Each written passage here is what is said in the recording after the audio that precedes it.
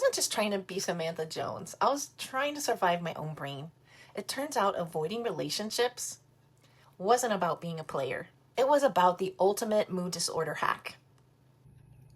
So I just did half my makeup session without recording it, but talked about a lot, and maybe it was too much, so maybe that's a sign. But getting back to the casual dating, it did work for me at certain times in between the relationships that I thought I wanted. So after my second marriage, I would go in and out of long relationships of, like, when I say long, I mean 1 year here, 2 years here, 2 years there.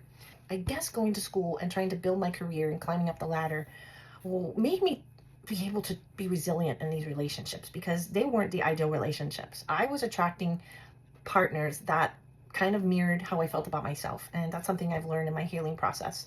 I didn't feel good about myself. I had self-doubt. I doubted myself and what I was doing all the time in my luteal phase. Why am I going to school?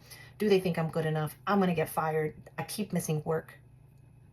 So trying to have a relationship with juggling that was just, it was difficult. But I was able to manage it for whatever reason without knowing my disorder even existed and not having a diagnosis.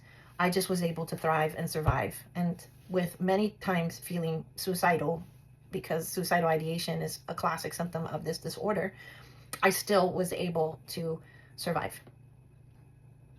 And like I was thinking, and I was trying to explain earlier, that the casual dating was like, to me, it was helping in a way, because I didn't have to think about having anything permanent afterwards. I was in a season of just wanting to get through, and meeting these individuals in the environment that I did, pretty much going out with my girlfriends and having too much to drink. Isn't that how everybody meets a casual encounter?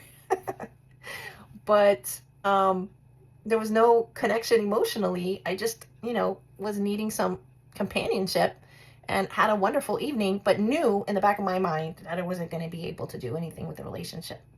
I knew what was coming, and I was already seeing the pattern. I was in my 30s already. I thought I wasn't relationship material.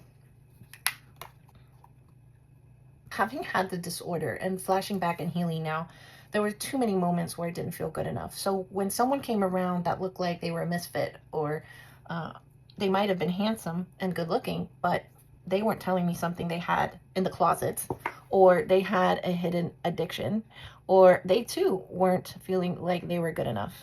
So I guess those were the type of partners at the time that I was attracting. And thank God many of those, not that there were many, were so brief, because that is not healthy. What happens is afterwards, with this disorder, you start feeling guilty, and you start looking at what you did and thinking, like, what the hell did I do? And why did I do that? And did I really need to do that? Well, to me, that's not something that is very moral to do. But it happened. Okay. And we're not going to beat ourselves up over it, but it's an observation that I made, and I thought it needed to be shared, and hopefully someone will find it useful. I don't want to condone casual encounters to get through any period of time, but we do it. We're adults. It happens. But like I said, I was able to protect myself from getting into that whole emotional redirect your energy, spend time and try and figure out who somebody really is. Who are they outside the time they're spending with you? That all kind of thinking got me crazy. So I stayed clear of it. I tried to, at least. And yes, there were times where I thought I was ready for a relationship, but after a year, that was kind of a cap that I started seeing. 2 years, if I knew after a year it wasn't going to work, I started to tell myself that it wasn't going to work. And I started preparing that maybe one day would come where I would say, this isn't working. And that's what happened. Oh, look at that. So I'm doing everything backwards today, and I don't think you really care. You just want to hear what I have to say, hopefully. Definitely put this setting spray on before the mascara. And then I want to smudge out, because I have droopy eyelids. I'm going to just smooth that eyeliner that loves to stick to my lid. Smooth that out, and then we pick up where we left off with mascara. So yeah, that's my story, unscripted. My friends thought I was nuts every time leaving with a stranger. Of course, after I interrogate them for a good 2 hours. But no, that wasn't healthy.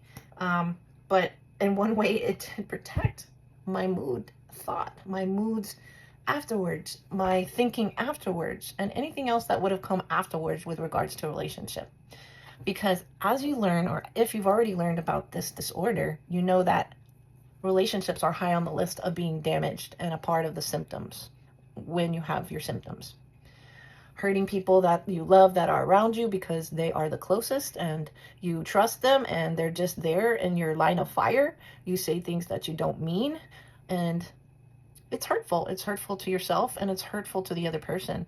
And if that goes on for too long of a period of time, you start to break down whatever kind of feelings and love and care that that person has for you.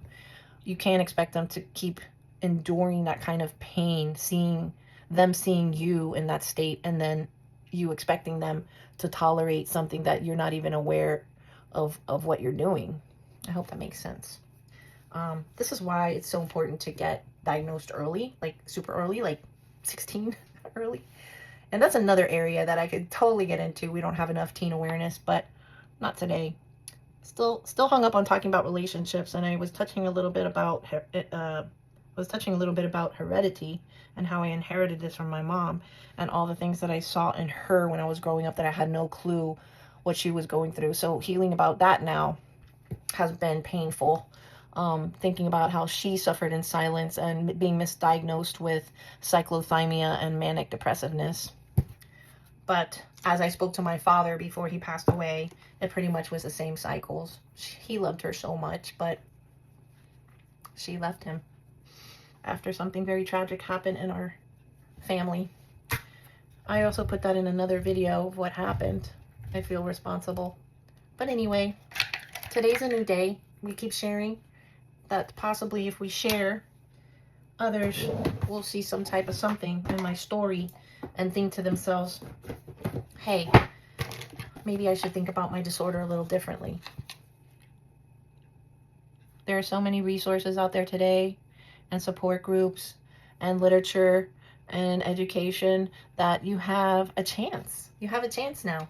You have a chance to learn and to fight against this disorder. So take every chance you have to educate yourself about the disorder so you have a better chance at thriving with your symptoms. This will be a lifelong journey.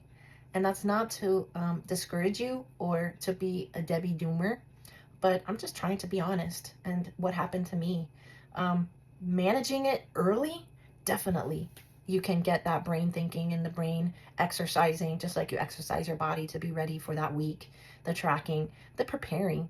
Sometimes I compare it to preparing for a hurricane, okay? It's just you have to do it every month, that week before. Make sure you have all your resources and tools and your supplies, and mindset would be what I would suggest high on the list to have. Mindset.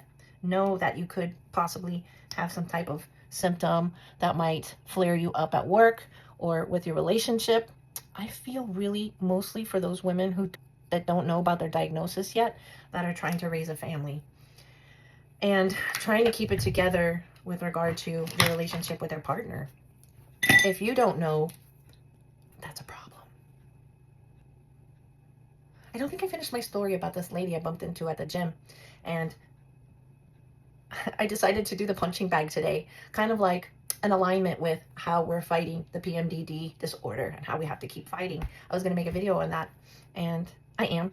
And she came up to me and said, do you want me to show you a couple of tips? I thought that was really nice, but I had my schedule and I told her, oh, I'm going to be taking lessons.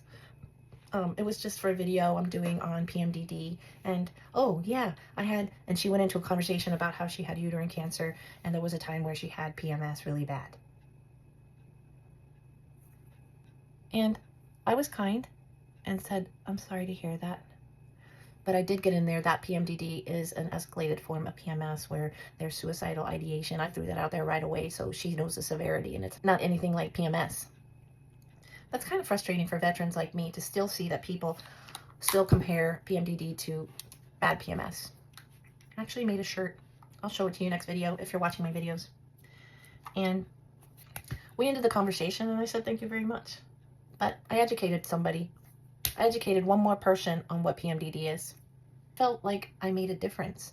So this would be my 5th person that I've randomly talked about PMDD. And if I count my subscribers that I've started getting on this channel that I never thought I'd get subscribers, that's 119 people, hopefully, that have seen a PMDD video. 119 plus 5. 22, 124 people that I've shared a little something about PMDD. And that's why I do these videos, to hopefully bring awareness to people who still don't know about it. So even with bouncing around topics today, I hope you were able to take something from the video. And if you like the video, please consider subscribing so I can continue to bring awareness to people who still don't know about it. And you have a fantastic day.